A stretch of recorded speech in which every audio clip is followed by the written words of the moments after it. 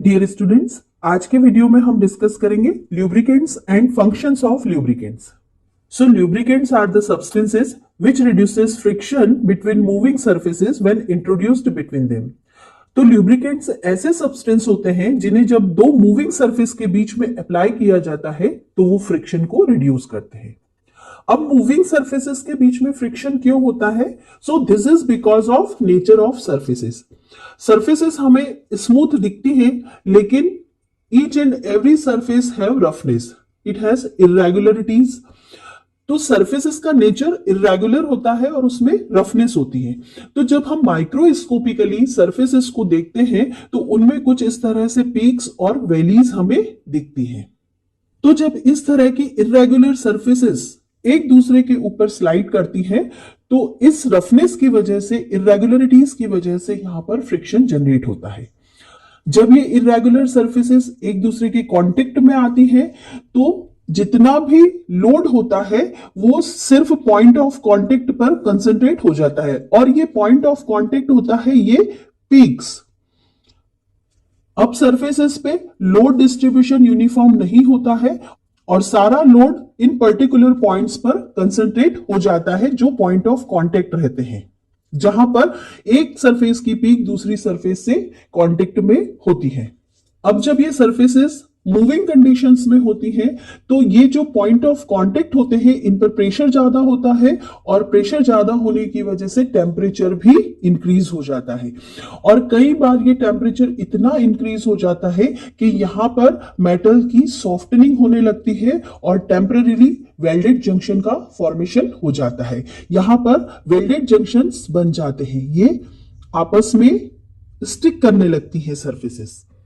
Welded junction formation होने के बाद जब ये मेटल सरफेसेस अपोजिट डायरेक्शन में स्लाइड करती हैं, मूव करती हैं, तो कई बार मेटल पीस ब्रेक होकर बाहर आ जाता है और इस तरह से सरफेसेस में वियर एंड टियर होता है, यानी कि मेटल सरफेसेस में टूट फूट होती है, डैमेज होता है।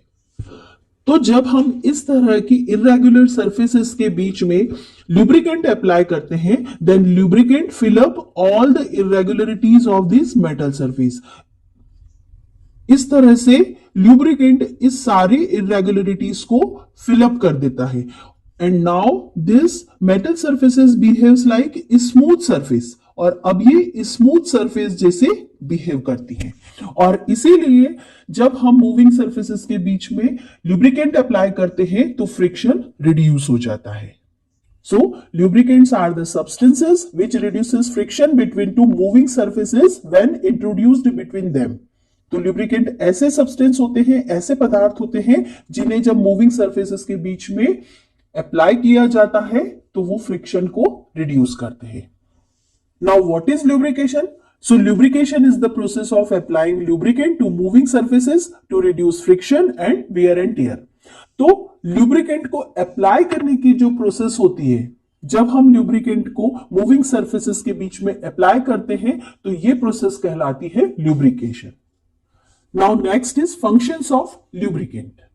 तो लुब्रिकेंट का सबसे इंपॉर्टेंट फंक्शन है it reduces friction between two moving surfaces. जब भी हम लुब्रिकेंट को मूविंग सरफेसेस के बीच में अप्लाई करते हैं तो ये फ्रिक्शन को रिड्यूस करता है। This is the most important function of lubricant. Moving surfaces के बीच में जब फ्रिक्शन रिड्यूस होता है तो सरफेसेस का वेयर एंड टियर और सरफेस डिफॉर्मेशन भी रिड्यूस हो जाता है। तो लुब्रिकेंट को अप्लाई करने से मशीन्स में वेयर एंड टियर और सरफेस डिफॉर्मेशन भी रिड्यूस किया जा सकता है। Lubricants also reduces generation of heat due to friction. Moving surfaces में फ्रिक्शन की वजह से हीट जनरेट होती है, टेम्परेचर इंक्रीज होता है। जब हम लुब्रिकेंट को अप्लाई करते हैं तो फ्रिक्शन रिड्यूस हो जाता है। जब फ्रिक्शन रिड्यूस होगा तो फ्रिक्शन की वजह से जो हीट जनरेट होती है, जो टेम्परेचर इंक्रीज होता है मशीन में, वो नहीं होगा। That is why lubricant reduces generation of heat due to friction. Application of lubricant also reduces maintenance cost. जब हम लुब्रिकेंट को मूविंग सरफेसेस के बीच में अप्लाई करते हैं, मशीन्स में अप्लाई करते हैं, तो वियर एंड टियर और सरफेस डिफॉर्मेशन रिड्यूस होता है, और वियर एंड टियर टूट फूट कम होगी, सरफेस डिफॉर्मेशन नहीं होगा, तो मेंटेनेंस कॉस्ट भी रिड्यूस हो जाती है। Application of lubricant also reduces expansion of metals.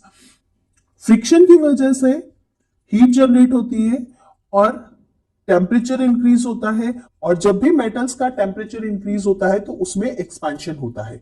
लेकिन अगर हम सरफेसेस के बीच में ल्यूब्रिकेंट अप्लाई करते हैं then it reduces generation of heat, और टेम्परेचर बहुत ज्यादा इंक्रीज नहीं हो पाता है, और इसीलिए एक्सपांशन ऑफ मेटल भी नहीं हो पाता है। फ्रिक्शन की वजह से मेटल किस तरह से एक्सपांड होते हैं, इसका एग्जांपल हम लोग देखते हैं रेल लाइंस में। जो रेल की पटरियां होती हैं तो सेम पटरी में बीच में गैप रखा जाता है। ये गैप इसीलिए रखा जाता है क्योंकि जब इस पटरी के ऊपर से ट्रेन जाती है तो यहां पर फ्रिक्शन होता है, फ्रिक्शन की वजह से हीट जनरेट होती है, और ये जो पटरियां मेटल की बनी हुई है इसमें एक्सपांशन होता है। तो ये एक्सपांशन होता है तो ये आपस में ज्वाइन होने लगती हैं। अगर ये गैप नहीं रखा जाएगा तो ये पटरी यहां से उखड़ सकती है। तो इसीलिए मेटल एक्सपांशन फ्रिक्शन की वजह से होता है, और उसको रिड्यूस अगर हम करना चाहते हैं तो हमें ल्यूब्रिकेंट को अप्लाई करना होता है। अब क्योंकि रेल की पटरियों पर ल्यूब्रिकेंट अप्लाई करना पॉसिबल नहीं है तो वहां पर हम इस तरह से गैप रख देते हैं, लेकिन मशीन्स में हम ल्यूब्रिकेंट का यूज करके मेटल एक्सपांशन को रिड्यूस कर सकते हैं। Application of lubricants also reduces chances of welded junction formation. जब हम मेटल सर्फेसेस के बीच में ल्यूब्रिकेंट अप्लाई करते हैं तो सर्फेसेस की इरेगुलरिटीज फिलअप हो जाती हैं और सर्फेसेस स्मूथ सर्फेस जैसे बिहेव करने लगती हैं, और वहां पर सर्फेसेस पे जो लोड होता है वो थ्रू आउट ल्यूब्रिकेंट लेयर पर डिस्ट्रीब्यूट हो जाता है।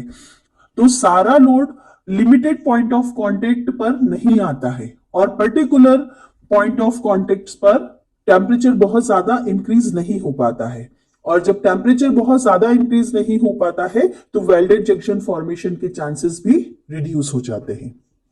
Beside this lubricants also acts as sealing agent.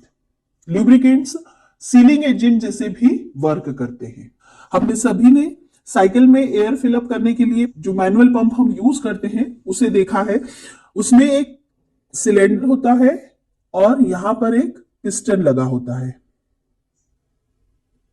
ये पिस्टन इस सिलेंडर में मूव करता है और यहां से एक ट्यूब की हेल्प से इसे टायर से कनेक्ट किया जाता है। जब हम इसे प्रेस करते हैं तो यहां से एयर टायर में फिलअप होती है। यहां पर पिस्टन को स्मूथली मूव कराने के लिए हम ल्यूब्रिकेंट अप्लाई करते हैं, और ये ल्यूब्रिकेंट इस पिस्टन को स्मूथली मूव कराने के साथ साथ यहां पर सीलिंग एजेंट का काम भी करता है, क्योंकि अगर यहां पर ये ल्यूब्रिकेंट सीलिंग एजेंट जैसे बिहेव नहीं करेगा तो एयर यहां से भी बाहर निकल सकती है, लेकिन ऐसा नहीं होता है। तो ल्यूब्रिकेंट्स को हम एज ए सीलिंग एजेंट भी यूज करते हैं। इवन इंजन्स में भी इसे as a sealing agent use किया जाता है। Lubricant also acts as shock absorber. Bikes वगैरह में जो शॉक एब्जॉर्बर शॉकअप्स लगे होते हैं उनमें स्प्रिंग लगी होती है, और ये स्प्रिंग जिस चैम्बर में लगी होती है वहां पर ल्यूब्रिकेंट फिलअप किया जाता है। ये ल्यूब्रिकेंट यहां पर शॉक को एब्जॉर्ब करता है। Lubricants also acts as corrosion preventer. Lubricant को जब हम मेटल सरफेसेस पे अप्लाई करते हैं तो मेटल सरफेस का डायरेक्ट कांटेक्ट एयर और मॉइस्चर से नहीं हो पाता है, और इसीलिए मेटल सरफेसेस पर कोरोजन नहीं हो पाता है। तो अगर हम लुब्रिकेंट को मेटल सरफेस पे अप्लाई करते हैं जहां पर कोरोजन होने की पॉसिबिलिटी है तो lubricant as a corrosion preventer भी बिहेव करते हैं। Sometime lubricants also used as cooling agent.